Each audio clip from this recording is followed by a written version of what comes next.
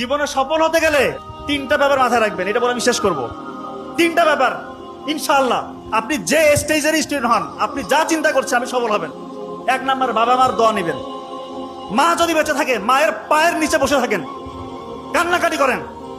মারা অনেক সময় বয়স হয়ে যাওয়ার কারণে একটু উল্টাপাল্টা বলতে পারে, এটা মনে কিছু নেওয়া যাবে না। মা তো বলতে পারে, পা ধরে তাকে মাপ চান, ক্ষমা চান, মায়ের দোয়া নেন, জীবন বদলে যাবে।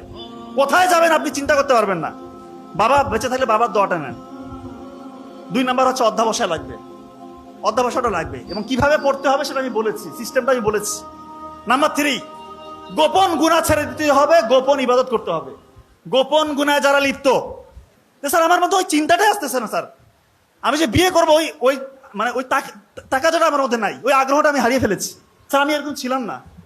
এই জন্য দয়া করে কেউ যদি এর আশেপাশেও থাকেন, দূরে থাকেন ভাই।